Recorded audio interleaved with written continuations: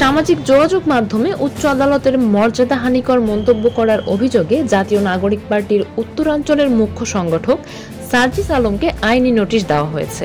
আজ শনিবার সুপ্রিম কোর্টের আইনজীবী মোহাম্মদ জসিম উদ্দিন এই নোটিশ দেন।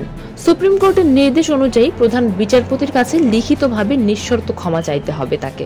এছাড়া প্রেস কনফারেন্স করে 2 ঘন্টার মধ্যে জনগণের কাছেও ক্ষমা প্রার্থনা করতে হবে, না করলে আদালত অবমাননার মামলা করা হবে।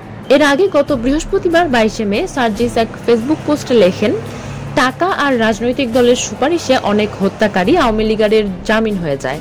টাকা আর রাজনৈতিক সুপারিশ নাই বলে আওয়ামী আমলে জুলুমের শিকার অনেক মজলুমের জামিন হয় না। শাপলা হত্যাকাণ্ডে হেফাজতের উপর চাপানো মিথ্যা মামলায় অনেক মজলুম আলেম এখনো আদালতে চক্কর কাটে, কারাগারে বন্দী থাকে। কিন্তু গত কয়েক মাসে এমন অনেক দাগী আসামি জামিন পেয়েছে যারা বিএনপির সঙ্গে যুক্ত থাকলেও বিএনপির আমলের অপরাধে জেলে গিয়েছিল। এগুলো কিভাবে সম্ভব হচ্ছে? কার সুপারিশে এগুলো হচ্ছে? কোন আইনজীবী বা বিচারকের সমর্থনে এটা ঘটছে? প্রকাশ্য দিবালোকে হাসিনার নির্দেশে এতগুলো মানুষ খুন হলো, এতগুলো মানুষের রক্ত ঝরলো, তারপরও 9 মাসে একটা বিচার কার্য সম্পন্ন হয় না, একটা খুনের বিচার হয় না। এই দায় আইন উপদেষ্টা হিসেবে আসিফ নজরুল স্যার কি কোনোভাবে এড়াতে পারে? তাহলে কি আমাদের এখন তার পদত্যাগ চাওয়া উচিত নয়?